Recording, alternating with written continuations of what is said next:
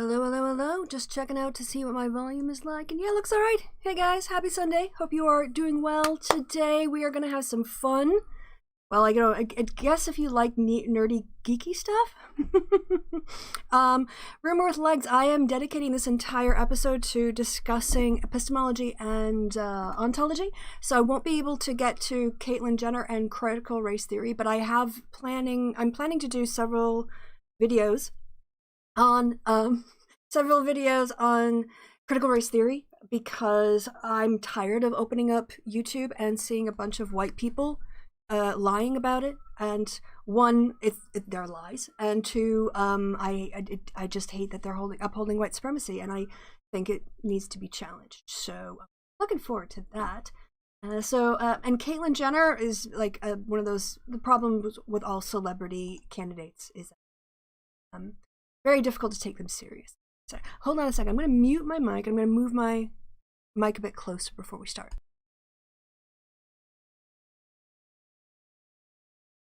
All right, that should hopefully be a little bit louder. So yeah, how are you guys doing? Hope all is well. Just want to say in the chat, thank you. Hello, Sib. Hello, 8 to Decay. Rumor with Legs, thank you for stopping by. I think I saw Sib Wolf and the Lonely Wolf as well earlier. So fantastic. Thank you guys. Thank you all, I should say, for stopping by. Yes, so we're gonna take this back to the basics, go back to old school, and I'm gonna show you why King Crocoduck has developed a method that proves God exists.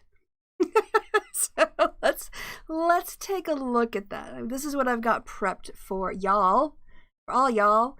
Now one thing I do want to pull up though is, I think I accidentally shut it. All right, I will natter a little bit while I pull up this video. Oh no, I've got it right here. Perfect. All right. This video is going to destroy the Naturalist Nuke. It will demonstrate once and for all why it is complete silliness, why it is basically contrary to science, and why basically like King Crocoduck needs to go back to the drawing board, because this ain't it. This ain't it, Mac. Try again. All right. What I want to do in this video is explain.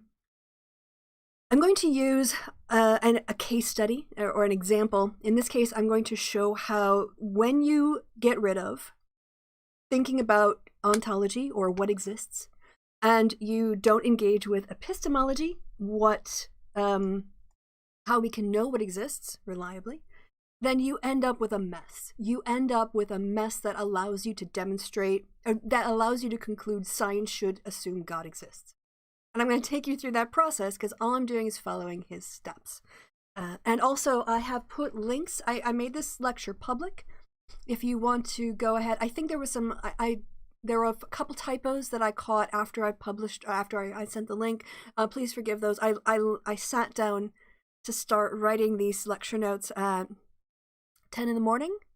And I worked on them up until 30 minutes before the show, at which time I had to do my hair and stuff. So I've already put in 3 hours as far as I'm concerned for this show today. But if you want to follow along, you can scroll up. There's a hyperlink there to the lecture notes. So if you ever need to refer back to it, that way you'll have very clear ideas, you refer back to my actual words. All right. Hey, Po Mama Sid. Welcome. Hope you are doing well. All right.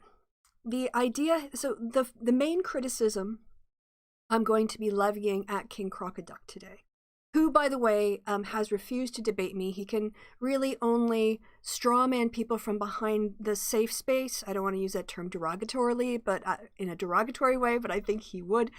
He wants to stay in a safe space. He doesn't want to actually engage in a debate, and he'll hide behind a lot of excuses. End of the day, he can't defend his ideas. That's what it really comes down to. He can't defend his ideas in a debate, and so he refuses to.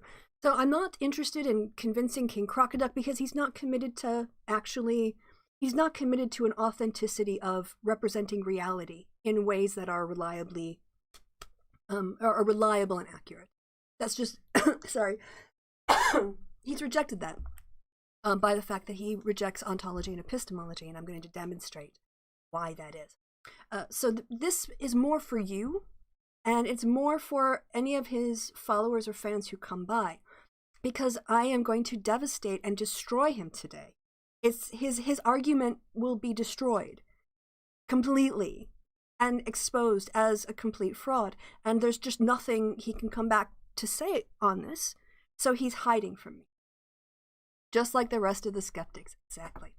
All right, so let's summarize King Crocoduck's thesis in his own words. And of course, if you want to spend over almost an hour listening to him explain this, you can go to his channel and find these clips or find entire videos on this topic. I've done a couple attempts to summarize his claim, and in particular, this one is focused on video 1, the Naturalist Nuke, and his assertions as to the proper way to science. How do we properly science in this world? Let me just, yeah, there we go. I'm a little bit off. Yeah, that's a little bit better. Okay. The sound is on. Nope, the sound is not on. You guys aren't going to hear anything if I this way. All right. In the beginning, so this is after this lecture, I'm going to do a shorter video that will highlight all of this without all of the talking. But this is my dry run. And also, if you guys have stuff you want to point out in the chat or you think about or you have questions, absolutely drop those in, because I'm kind of, this is sort of like, I feel like not, at a university you would go and you would present an initial work to your peers for feedback and review, comment, critique, suggestions, identifying what's really good and new. And so in this way, I'm airing this out to test it and see if I'm clear in my descriptions. All right, so ontology and epistemology when it comes to King Crocoduck. Let's hear him speak in his own words. Recently, King Crocoduck put out a video saying that when we do science, we don't have to think about what exists, or how it exists, or how we can know about it. We can just jump right in and do science. His solution is to have a 4-point criteria for things. I'm going to test it by seeing if I can develop a theory that God is a causal explanation in the universe that fits his 4 criteria. Let's see what King Crocoduck says about not needing to decide before we do an inquiry what exists, how it exists, and how we can reliably know about it. We don't begin with premises about what exists and what can be known, and from them deduce a scientific program, but rather begin with methodological modes of thought, from which we organize our philosophical programs. In expressing the relationship between science and philosophy in this manner, I have essentially stated that there is nothing special about ontology and epistemology in relation to scientific methodology. These philosophical modes of thought don't come prior to science, but in fact respond to it. Respond to science. What I've just said will require some justification, since there will inevitably be those who don't want to organize knowledge in this fashion, opting instead to abstract from some set of a priori premises pertaining either to what exists or to what can be known. And so it will pay to take a moment to distinguish my pragmatist perspective from the a priori approach endorsed by people like Jonathan Grix and Kristi Winters. To do this, I'm going to start by clarifying. Before I go on, he didn't read out what this says. He ignored all of the words on the page. And he just highlighted the little bit, because he's really dishonest this way. He's really slippery and slidey, and he's really dishonest, I guess is the best way to say it, in terms of honestly presenting things in their definitions. For instance, he's never provided an accurate definition of a social construct across hours of video. So I'm going to call him on that. So let's just see what this section says. Now, I don't know if this is from Grix. It could be. And by the way, I didn't cite Grix. I cited his chart. Again, he doesn't seem to understand referencing either. I didn't. The books that I used for the lectures were standard textbooks on social science research methods, and that's listed in the front of the lecture slides, which he skipped. I don't know why. But it's what it says on the page is ontology is the starting point of all research, after which one's epistemological and methodological positions logically follow. This isn't just general random speculation. There is a logic that underpins the values of the scientific method. A dictionary definition of the term usually describes it as the image of social reality. Now again, this is talking about research methods in the social sciences, so it's not limited to natural causes and effects, or like physical materialists.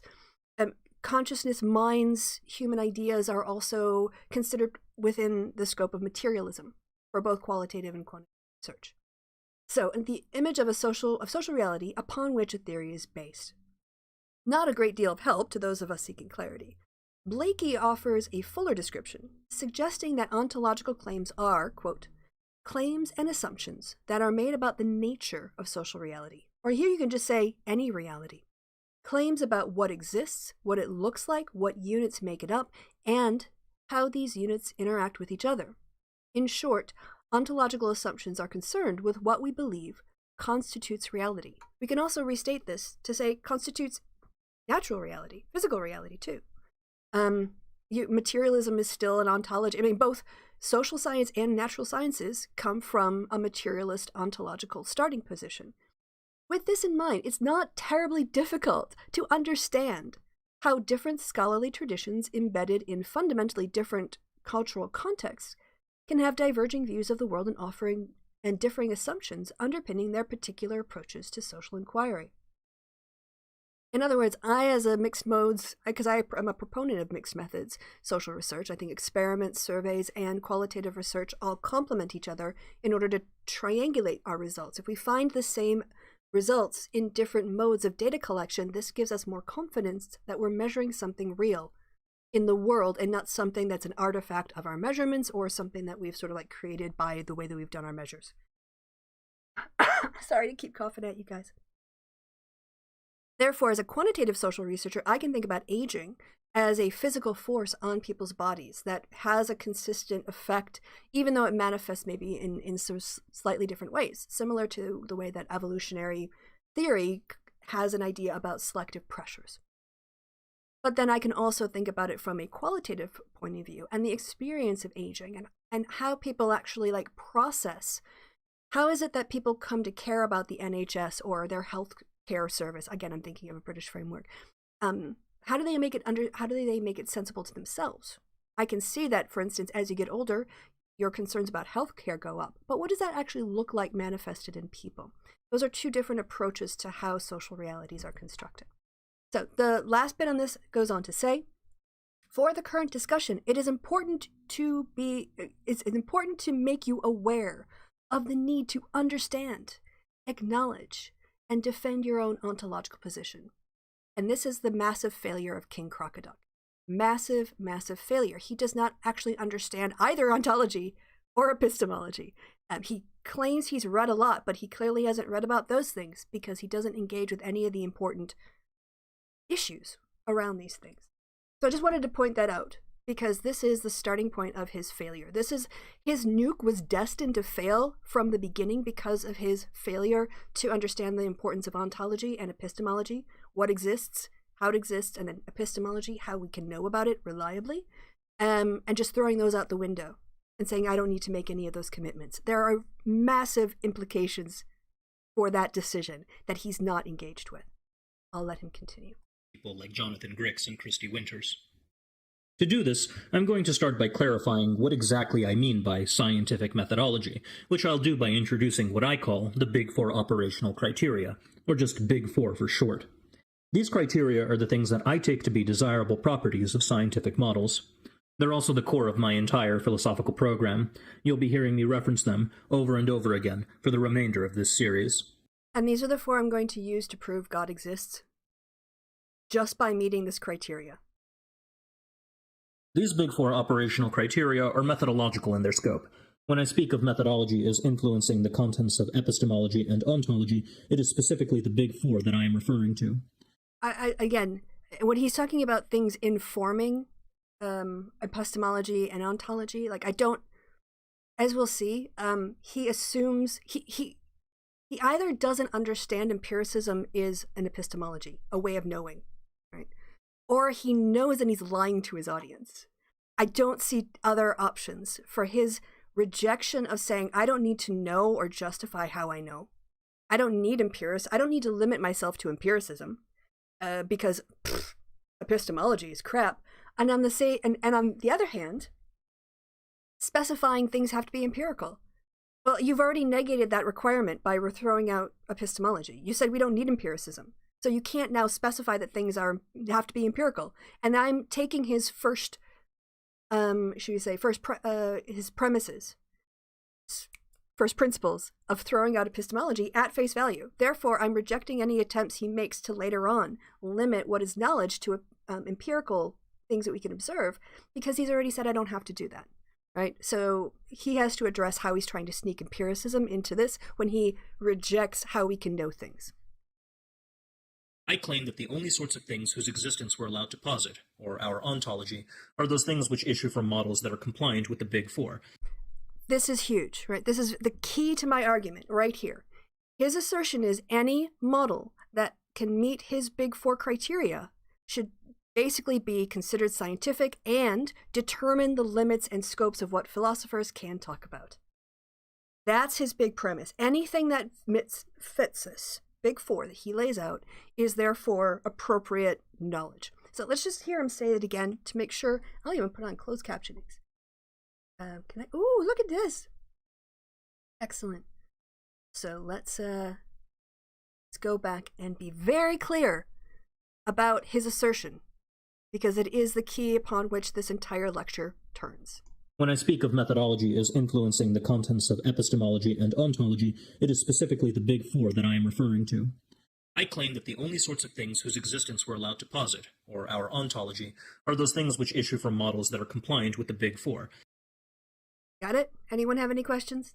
Actually, I'm not going to answer them yet anyway. Keep your questions to the end. Make a note of them, and I'll come back to them.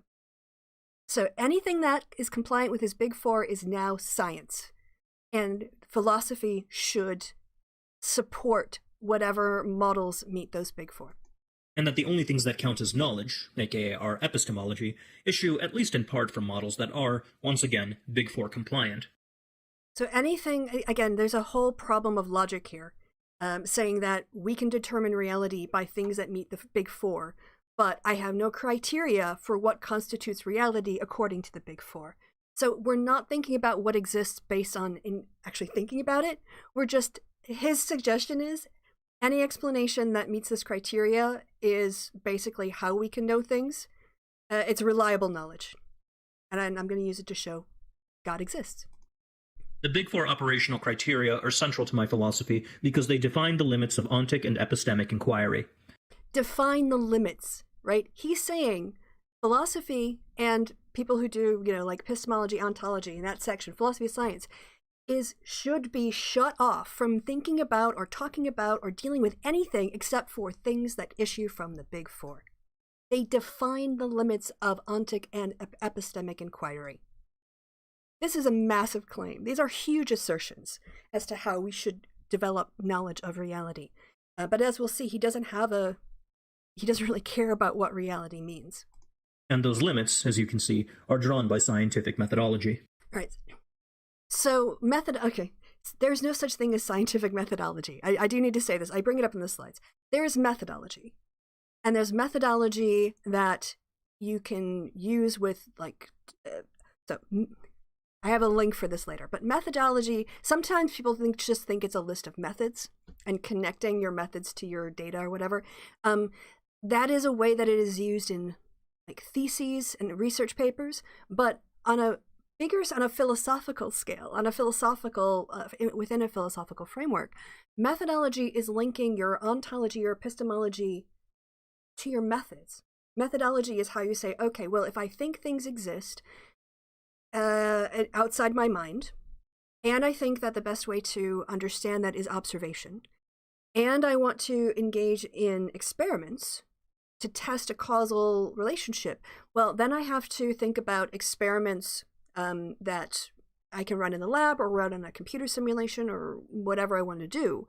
But you're kind of linking all of these things together to justify your selection of experiments or a combination of data collection, analysis, and experiments, or whatever else. So scientific methodology, if you want to say it is the collection of ways we gather knowledge, if he's saying all of the methods we use to collect knowledge have to be scientific, then science already assumes materialism and empiricism, but he wants to reject those. So that makes no sense. Okay, I think we'll go to my lecture notes now because this gets a little bit hairy. Is that a word I can say? There's so much garbage in his videos that I have to think very clearly and deliberately about how to organize my refutation. All right, so if I go to a slideshow here, is it going to fill the whole screen? Yes, it is. That is not what I want. Well, I guess, okay, I can be in the corner here. I think that's fine, actually. I'll leave Kitty in there, too. So that actually works out. I don't think I'm going to be in the way of anything. So let's just run with this. All right, science is a social construct, despite all his protestations, and I'm going to nuke that. There's actually two massive nukes in this thing. There's the nuke of him, the social construct one, and then there's the nuke of his big four. All right, so let's start this off. All right. Okay, so first, let's just destroy this idea that science isn't a social construct. And the heart of his argument, the heart of King Crocoduck's argument, is that science is a result of cognitive processes. Cognitive processes are embedded in natural phenomenon, and therefore science is natural, not social. As if it can't be both. I mean, again, this fundamental misunderstanding. All social constructionism ultimately is embedded in natural phenomenon, because it's human beings talking about the world. Like, do you see how basically wrong this is? All social constructs are linked to something in the natural world and are the product of people thinking. So it's not a choice between so what he thinks is, oh, if I can show that it has a natural origin, it can't be socially constructed. And that's not how the world works. That's just not, oh, I have to be even smaller, I see. That's just not how the world works. It's not a dichotomy. So again, destroyed, absolutely nuked. I'm gonna take off a kitty, I think. Can I delete that out? No, I can just make it super small. All right. I don't even know how you come back from that. To be honest, I mean, his whole premise is wrong. He thinks that they are mutually exclusive, and they're just not. But of course, he won't deal with that. He's going to close his ears and go, la, la, la, la, la, la, Kristi said it, I can't hear it. So other people, please tell him this. It's a false dichotomy. It's another logical fallacy. So as I mentioned here, he pretends as if he shows science as natural, and then it can't also be socially constructed. However, all social constructs are built from natural processes or the material world, and they're still social constructs. This isn't a gotcha. All social constructs are grounded in or reference the material world. Typo there. Again, done this in an hour and a half. Models are social constructs. They aren't reality. They are all constructs. Even his models, the ones that he bases his big four on, the models of the world, right? Those are constructs. They're not reality. They are mental representations of reality. And therefore, like, that itself is constructed. And once you mention that to another person, you try to explain or communicate, you're now socially sharing your information. It becomes a social construct. So it's not an either or. You can't, I already said that, so there's no point in kind of repeating myself. All right, so what are his assumptions? Casey, as you just heard, says that we don't have to think about what exists or how it exists, which is the category of ontology. And he also thinks that we don't have to think about how we know things. How we know things is just like, bleh, whatever happens in my mind is knowledge. Like, anything that happens in cognitive processes is science, by this definition. That's how garbage it is. Just like anything counts. He claims that we can start with this scientific methodology, a term that doesn't exist. There are like categories of research methodology, which included qualitative and quantitative research methodologies based in ontology and epistemology. But we can Google it. Like, try to Google scientific methodology. It just takes you to scientific method. Hey, I've got a little wiki link here to methodology to provide and you can have, of course, open the link, whatever source you want. I think wiki is pretty good because it's online, it's free. You don't need a subscription to it like Britannica, and it's very well sourced. So it's always a good place to start. So here we go. Methodology is a contextual framework for research. It's a coherent and logical scheme that is based on the views, beliefs, values that are guiding the choices the researchers are making. In other words, the beliefs and values and views are, I think ghosts are not material existence. I'm not going to include ghosts in my accounts of causality of water boiling. I don't think it's little ghosts that are making my water boil. So I'm going to exclude that from my world of analysis. KC is like, nah, ghosts count. Ghosts totally count. That's fine. Oh, I can make myself bigger again then. Whee! All right. It comprises the theoretical analysis of the body of methods and principles associated with a branch of knowledge, like empiricism, with a branch of knowledge such that the methodologies employed from differing disciplines vary depending on their historical development.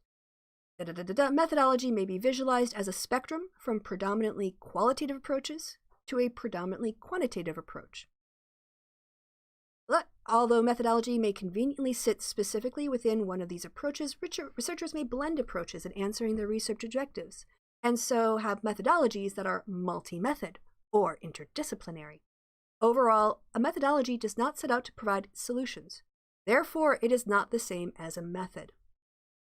Instead, a methodology offers a theoretical perspective for understanding which methods or set of methods or best practices can be applied to the research question at hand. So when you are justifying using experiments to, like, a lot of this is, sort of assumed sometimes, or when you're replicating other people's work, you don't engage in this as much. But let's say I wanted to do a mixed modes approach, and I'd say, well, quantitatively, I want information that I can generalize from a sample to a population. So I'm going to take a quantitative approach. I'm going to hire a polling company. We're going to get a representative sample and weight it to be representative of the population. And then I'm going to run these tests to see if this effect is happening in the population. I also want to understand what people in their ordinary lives and everyday language think of this phenomenon. So I'm going to look at it from the ways that they're perceiving, they're constructing their understanding of social reality. I'm going to use a qualitative approach. Right. So saying I'm going to do experiments is not the same as justifying the use of experiments in your methodology section. A method like data collection or interviewing or experimentation is not the same as the explanation of how your epistemology, ontology inform your methodology that determine which method you want to use. Okay? I'm so glad that you feel better, trans gamer girl. That makes me very happy. All right, so I think now we've understood, I've made a distinction here, maybe probably too much, as to what a methodology is. But I do think it's important because he wants to use methodology as a way to dance around ontology and epistemology, because he talks about our best empirical theories and empirical methods, but you can't smuggle in empiricism. I see a KC, I see what you're trying to do, and either you don't know what empiricism means as a word, or you're pulling the wool over your audience's eyes, as I point. All right, so getting back to the slideshow from current slide. And now, of course, I need to resize myself because I'm very big again in the corner. There I am. All right, that should be fine. All right, so then I gave a link so you guys can have a look at what methodology is. Next slide, and of course, just restating here on this slide, he is saying that models that meet his big four criteria should define the limits of what philosophers can think about. So let's work through the logical implications of abandoning ontology, what exists and how it exists, and epistemology, how we can know about it. All right, so I took this from the Facebook group, What is Philosophy About? And it explains some of the more, like, when you think about doing philosophy, or when you're thinking about what exists, these are generally the frameworks that we're going to deal with. So let's have a look at them. First is ontology. What exists? The studying of being. Oh, and I can probably yeah, even smaller. I can be even tinier up there in the corner. Oh, I'm so tiny. All right, I'm up here by epistemology. Hi, epistemology. All right, but we're going to start with ontology. What exists? And there are basically three approaches. Some of these lines aren't super great.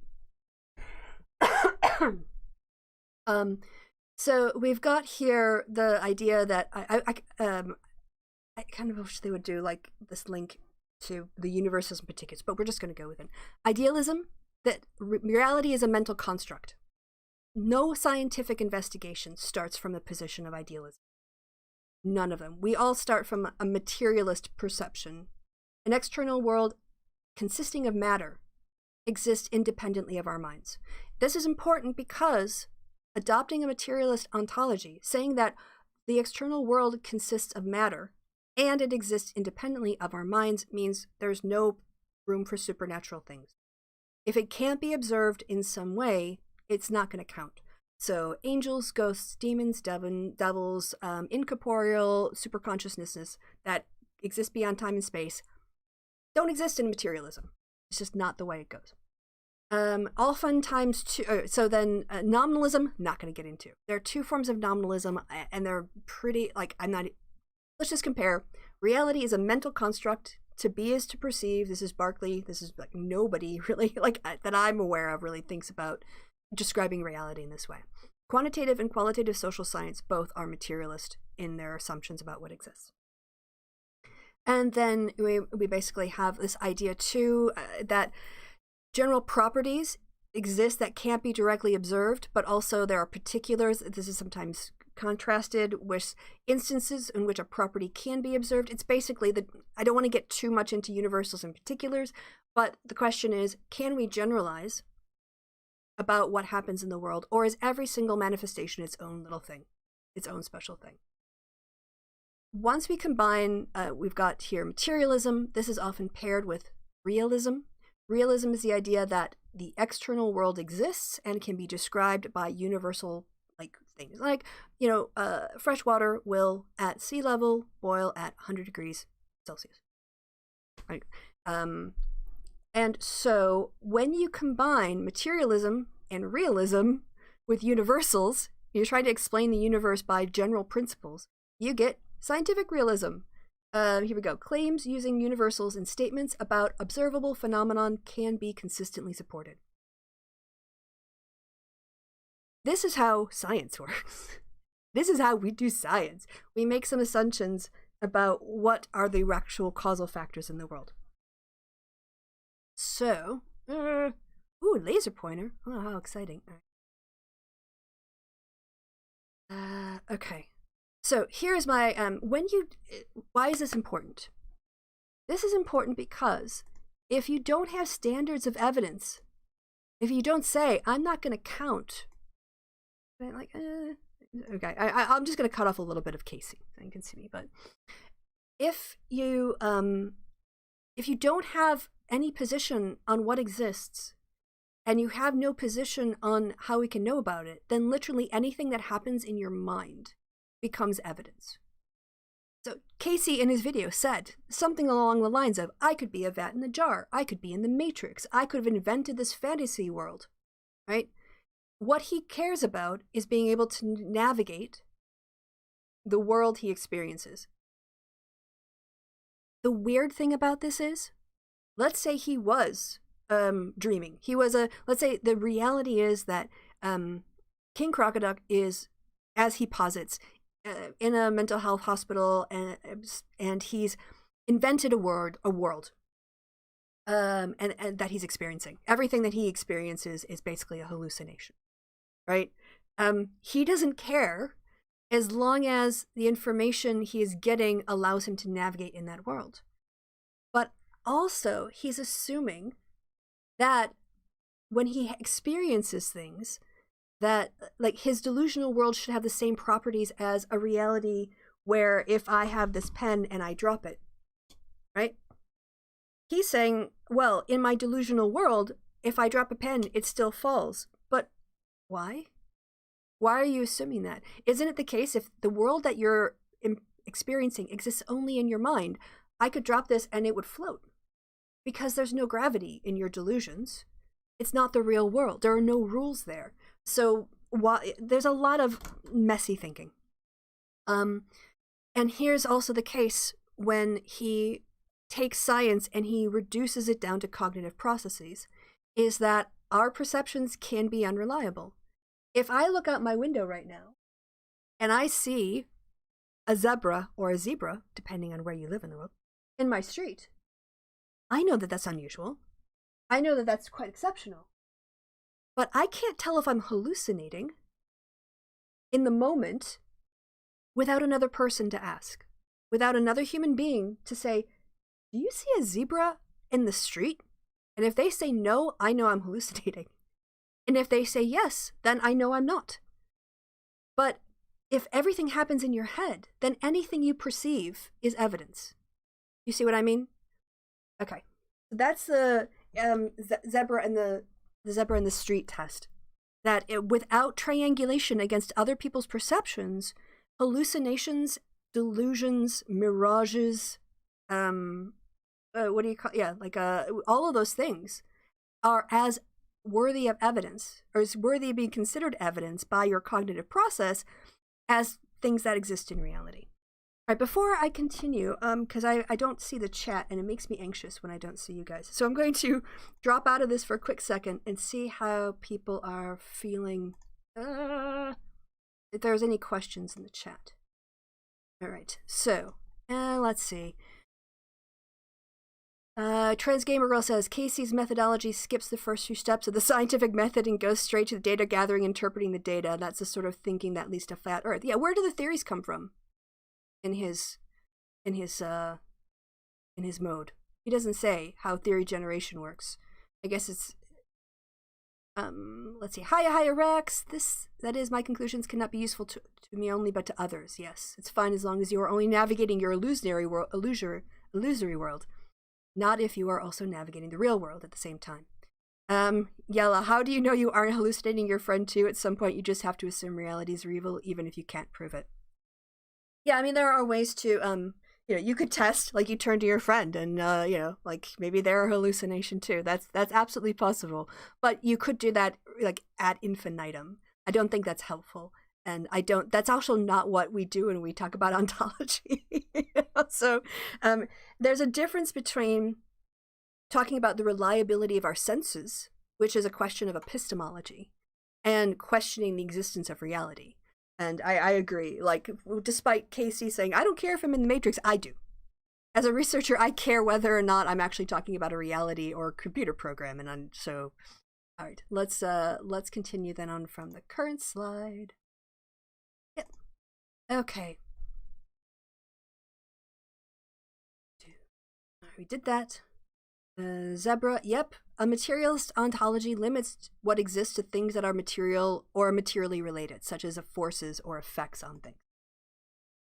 By rejecting ontology and what exists in his world, King Crocoduck accepts delusions, misinterpretations, gods, ghosts, the supernatural, anything that happens in your brain. I see no filter, no quality control, no evidentiary standards anywhere in his Big Four. All right, so this is calling him out on trying to have it both ways with empiricism.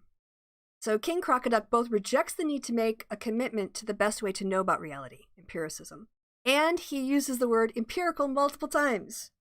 Does he not know that empiricism is an epistemological commitment? KC, King Crocoduck, you really need to explain that you aren't trying to have it both ways. If you're committing to an epistemology, just be honest about it. And if you don't know that empiricism is an epistemology, why should anyone listen to you? But of course, he won't engage with that question. King Crocoduck is a chicken. I'll say it. Yeah, I said it. He's a chicken. He won't debate me, and he won't engage with any of these critiques. He has to straw man criticisms of his Big Four because he lives in a little, like, baby-proofed like world. All right, so theories of knowledge, epistemology, even though it's not mentioned here. Empiricism is one way we can know about the world, and that is by looking at it. Another school of thought is rationalism. This is where let's just get a proper definition of that as well, because I don't want to riff that. So we will say define rationalism. Let's go.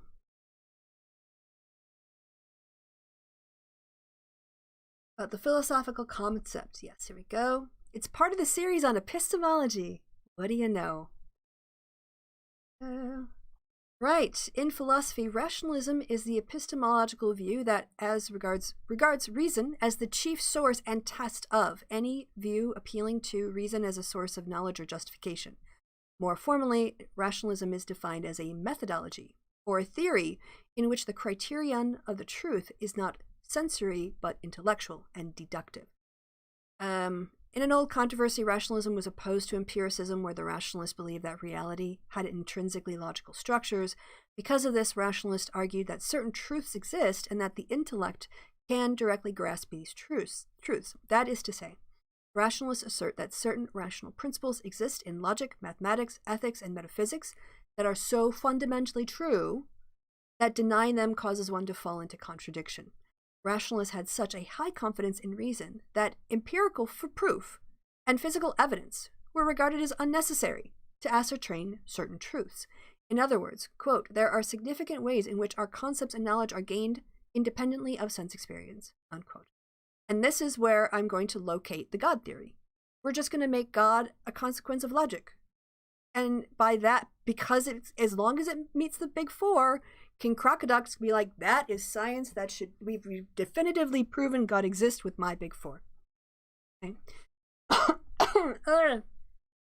Again, sorry for the coughs. Next up. All right, so this is the fundamental problem of not having an ontological commitment or an epistemological commitment or thinking about these things. Just rejecting them, being mentally lazy. Once you do, anything counts as evidence. If you don't have an ontology and an epistemology as an a priori framing, a boundary for what you are going to investigate, literally anything goes. Anything goes. There are no standards. No ontology means anything can exist, including the supernatural. No epistemology means everything... Okay, here we go.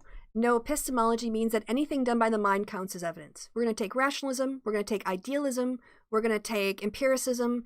Anything that my mind perceives now has become evidence for what I'm looking for. And if you don't commit to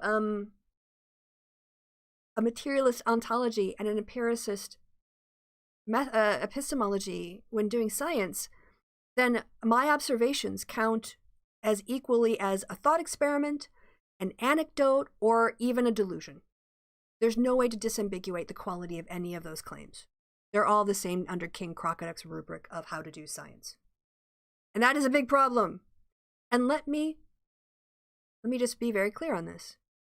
Even qualitative social research is empiricist and assumes a material existence of things.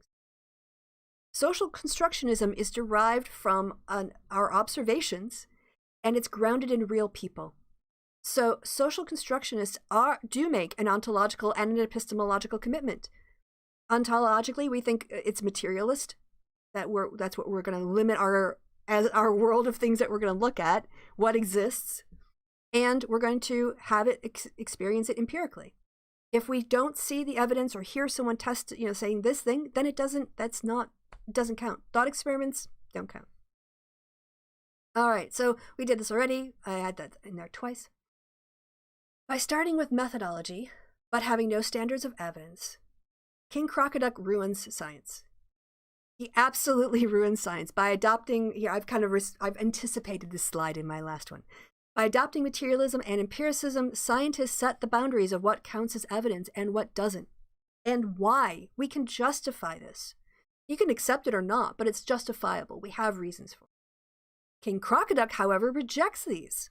Someone's just hallucinations can be science, since they are produced by cognitive processes, even if those cognitive processes are faulty. He never specifies people's cognitive processes have to be accurate or, map onto what actually exists. If you have, like tinnitus, and you just think that someone is walking around blaring a sound at you, you can hear it, that must count. Right? It's not a function, it's not that you're actually hearing it and it's a product of a biological error, like a problem. No, your brain can interpret that anyway because there's no criteria, the way he does it.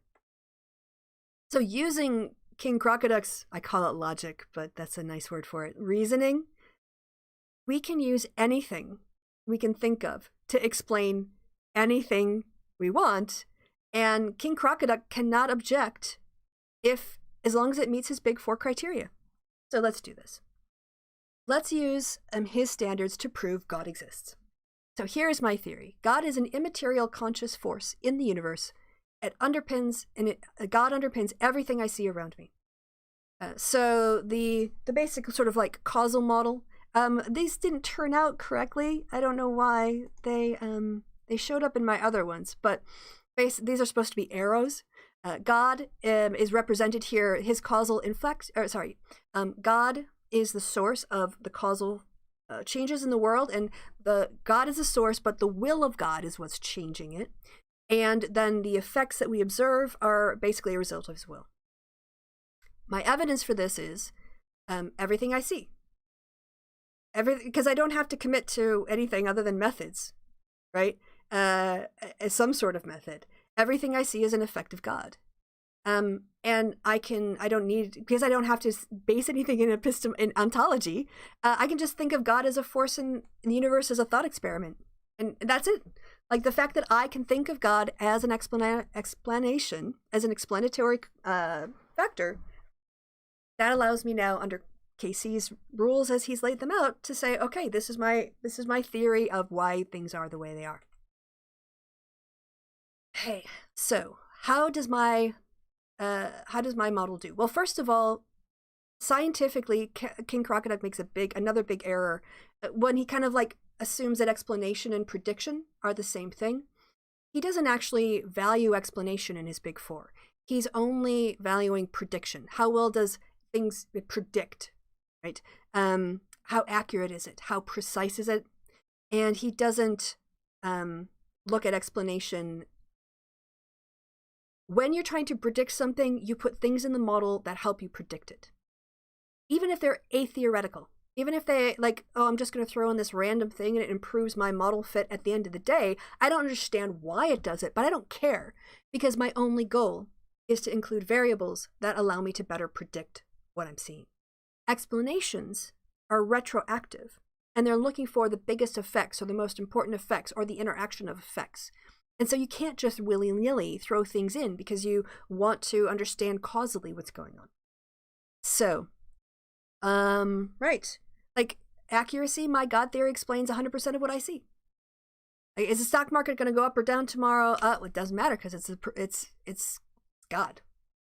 Like, so if I predict that whatever happens is going to happen, that's a little bit tautological, but there's as long as it's falsifiable and it's possible something else could happen, right?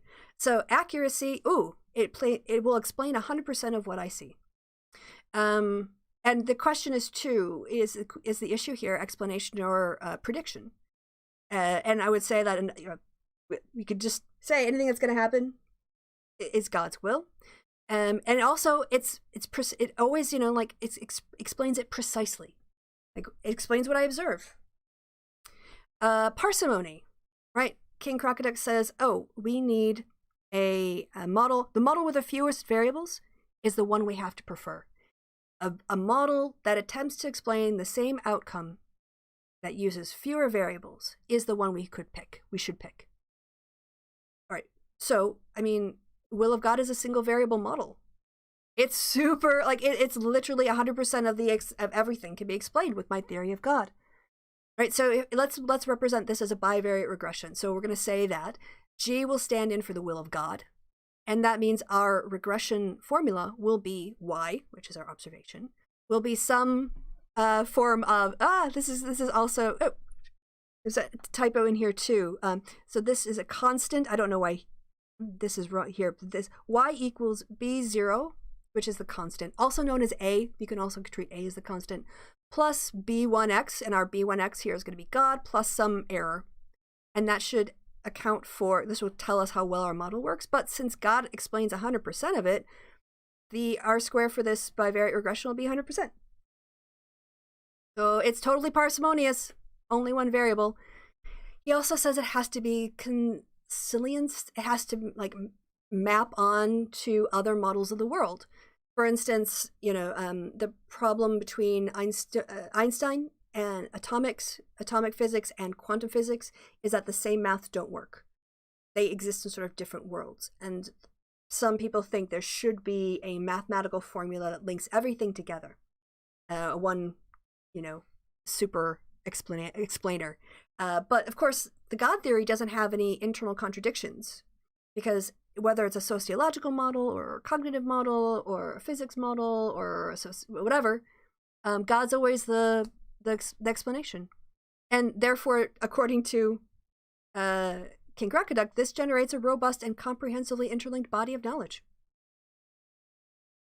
Cool. Everything connects. God's responsible for all sociological outcomes, all geological outcomes, all physical outcomes, all psychological outcomes. Super, super, super model. All right. Okay, the next one is like, how flexible is the model? And here, theoretically, even though it's a single variable, it could be expanded out. So, my model could include angels and spirits or ghosts or human messengers. So there are opportunities where we might see God's will is manifest in someone doing something that produces an output. So the God theory here, according to KC's standards, has enough flexibility to be accepted. But it's not too flexible. It doesn't just include everything we see in the world. Everything has to be based around the supernatural because it's about God. And because we're not limited to empiricism, because King Crocoduck rejects making it epistemological commitments, then anything supernatural will count as an explanation according to him. And it's falsifiable. My God theory, I haven't, if I did an experiment, I could go, oh, thought experiment. I could see something that was smoldering that said done by Satan. And so that, in theory, my God thing could be falsifiable if I found something that wasn't done by God. But that's all I need to do. So cool. Tick. All right, what is this? Ontology. Okay, that was it. Was that his fourth one? Predictive accuracy. Oh, rational cohesion too. I think explanatory effect, flexibility. I think there was also just internally rationally coherent. That's his fourth point. Right. So God obviously is an internally consistent theory. There's no contradiction. God does what God wants, and what happens is what God wants. Therefore, God wanted it. It's super, super efficient. So when it comes to, big KC and the big four and the God theory, in terms of what exists and how it exists, everything legit as an explanation. Oh yeah, anything that you say exists is legit because he has no standards for what counts as evidence or why. The God theory meets the criteria of prediction and accuracy. You just say, whoa, what's going to happen? Is it going to rain tomorrow? Is God going to make it rain? It will rain if God wants it to. He didn't say the quality of the prediction. He didn't say how it would be evaluated. Certainly don't have to evaluate it empirically because he rejects empiricism. So again, this is about just destroying basic standards of evidence. The God theory meets the criterion of efficiency. It's only one variable. It's the most parsimonious model you can ever have. The God theory is capable of being expanded to include other supernatural beings. It's not overly inclusive, and it's not overly rigid. And thought experiments show that it can be falsified, and it works across all disciplines. So tick. And internally, rationally coherent. God does what God wants. What happens is what God wanted. Therefore, that was God's will. Boom. Shakalaka. Therefore, if we look at the big four, King Crocoduck has to accept the God theory as a reasonable explanation of the universe. He must accept God exists because the God theory meets his criteria. So he asserts any model that meets the big four are science. Congratulations, King Crocoduck, you just proved God exists. According to your own standards. Nobody else will believe you. Nobody else will believe you, but you did it for yourself. Casey asserts that anything that meets his big four define the limits of what philosophers can say about reality. So what I say is now philosophers have to operationalize God better and help me better understand how God works in the world. I mean, yeah, sure, you can represent gravity with a mathematical formula, but it's not, like the effects of density of an object on space-time. That's God. You can use the maths and claim God is underneath it. Looks like it's all natural, but really it's God. And there's no way Casey can reject that. because he has no standards of evidence. So my God theory meets his big four only because he rejects the need to a priori set the limits for what counts as evidence and why. If he had actually accepted ontology and epistemology, I couldn't do this because materialism does not allow for the existence of the supernatural. But he's rejected that, so for him it counts. Ergo, King Crocoduck has provided theists with a way to prove that God exists by using his own metrics. He used his own ideas to help theists prove that God exists scientifically. That's the implication of his ideas. And as I say here, oh, is that going to play? Congratulations, you played yourself. Well done. You basically did Kent Hovind's work for him in Crocoduck. So there you go. All right, now I have not been able to see anybody in the chat this entire time, so I am going to go back. What has logic to do with maths? Oh, all right. Okay, so from a rationalist, so let's answer this question. When it comes, so mathematics, I would locate within rationalism and not empiricism. Let's say, let me give you an example of how logic supersedes empiricism when it comes to doing reasoning. Negative numbers. Right? Like, negative numbers is a concept that you have to come up with because it doesn't exist in the material world. You don't have -1 apples. You don't have, like -15 goats. You have goats or you don't have goats. They're on the positive end of the spectrum, right? But we can conceive of the idea of negative numbers, right? And so mathematics, that isn't, we don't infer negative numbers or irrational numbers or imaginary numbers from looking at the world. That is a consequence of the logic of the mathematics. That was informed initially by observation, but really you don't have to link your mathematical principles to something physical. Like I can see in my, like if I go into my overdraft, my bank will say -1,000 or whatever, -400 euros. But I can't show you -400 euros. There's not a material correspondence to that. That's a number. I hope that explains it. All right.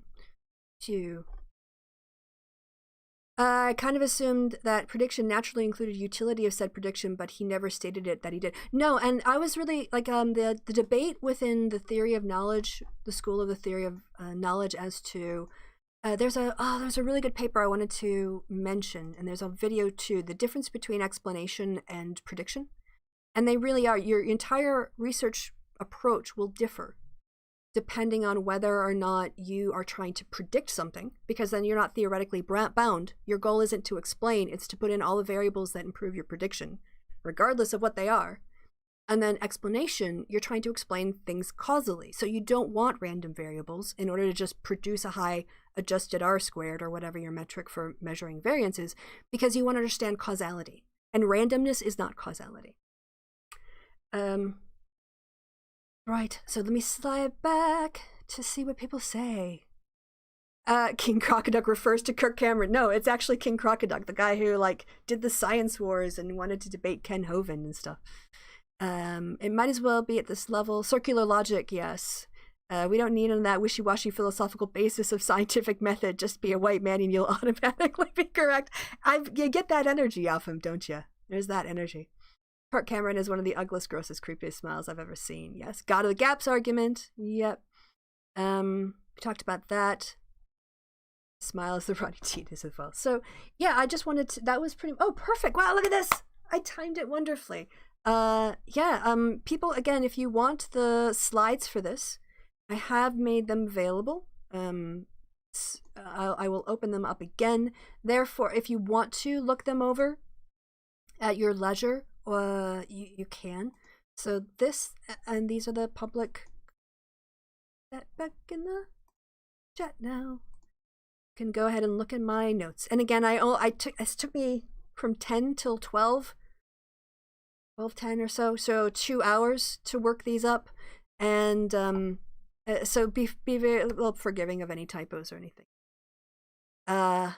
Yes, I am going to turn this into a very short 10-minute video. And again, PZ Myers, who is in the chat, hey PZ, awesome to see you. And I wanted to again commend you for one of the comments that you made that was really insightful to me, which is King Crocoduck will never take on these criticisms.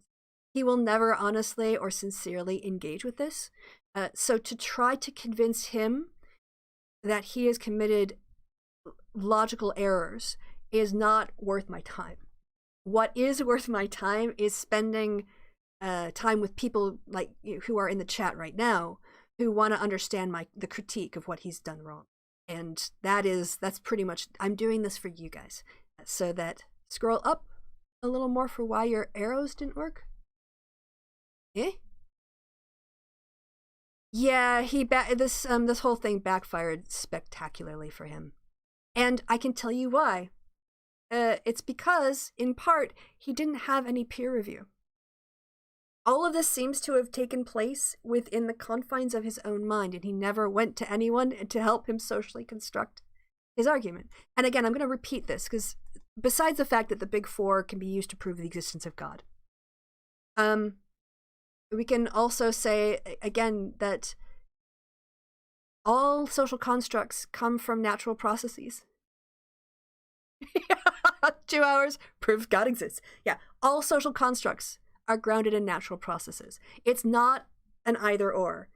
If you say science is a natural process, that doesn't preclude it from also being a social construct. And it's a social construct because what we call science is the process of developing knowledge according to standards that involve other people's judgments.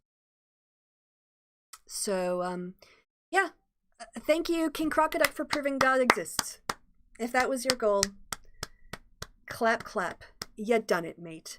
Yeah, so we'll have to see. I know he's going to probably straw man me and beat up on me in his third video, but he will never address the way that his model can prove God exists, and he will never address the fact that saying that science being a cognitive process is not a false dilemma and logical, a false,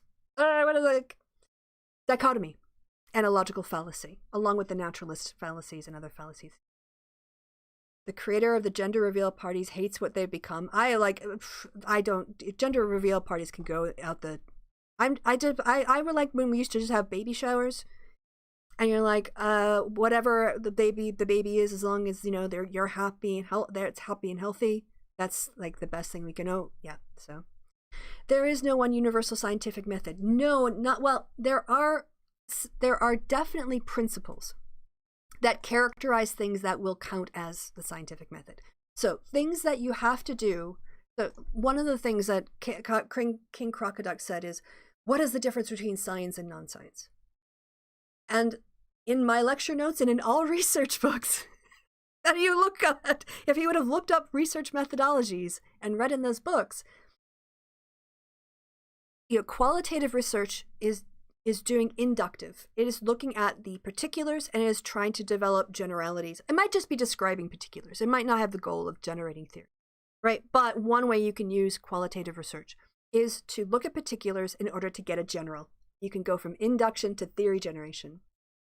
Science, my definition of between science and non-science is that science is looking at a causal explanation. It's looking to describe an outcome, not just describe it, but explain why it happens, or maybe predict, but let's go with explanation, right? So it has an idea, it makes a prediction based on that causal relationship, and it makes it in such a way that you can be wrong, or you can have data that supports it. And then you have to go into the world, and you have to find measures that are appropriate. Because if you get measures that are a little bit dodgy or don't really measure it, then you can't make the case that your research is explaining this causal relationship. So you have to go out in the world, look, you have to assume materialism, you have to assume an empiricist epistemology, you have to collect the appropriate data, you have to do the appropriate analyses, you have to report them accurately, and then you have to interpret them.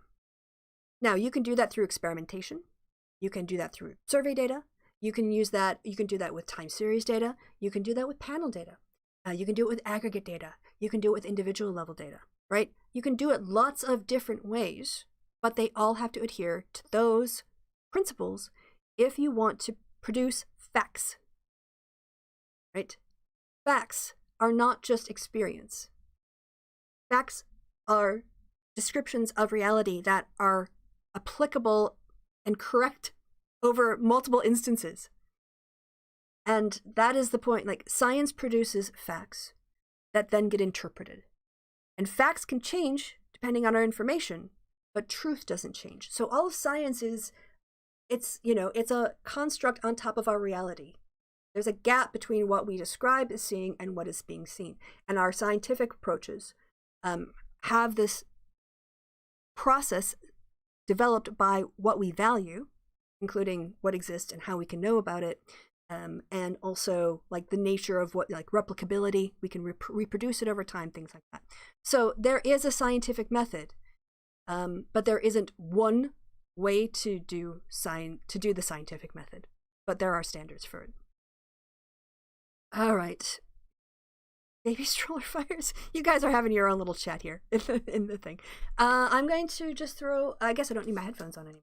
I didn't need them on for a long time, actually.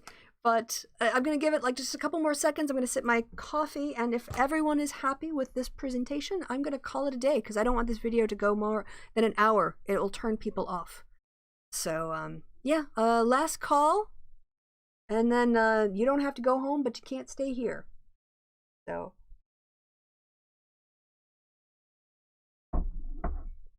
I worked really hard on this, you guys. That didn't work. Well, no, I mean, I did work hard on it.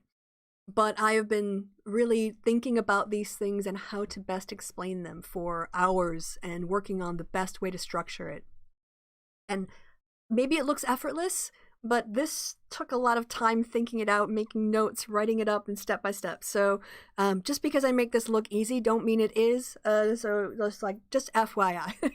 I hope that the presentation, that putting a lot of thought into it, I've taken a lot of very complicated ideas that King Crocoduck uses words to obfuscate, and I hope that it makes it super, super, super clear.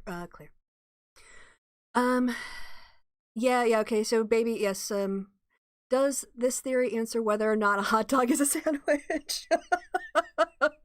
Excellent question. I suggest you post that in the next King Crocoduck video. All right, well, if that then is the end, thank you for coming by and watching me prove the existence of God using King Crocoduck's method of science. And yes, I'm going to be doing some D&D later on tonight. I did some D&D last night. If you want to go listen to that, it's appreciated. Cool. And what am I going to say? Until next Sunday, I've been Kristi. You've been awesome. Thank you guys for your time and attention, your questions, your comments, your support, your sassiness. All of it is appreciated. Thank you too to PZ for stopping by in the chat. We had a lot of fun. I'm looking forward to doing a highlight clips thing of his appearance on Kevin's channel once Kevin uploads the full Twitch VOD to you. So you can look out for that on my channel too. All right. Well then, I've been Kristi. Y'all been awesome. Have a great rest of your day. And yeah, that's it. See you later. Bye.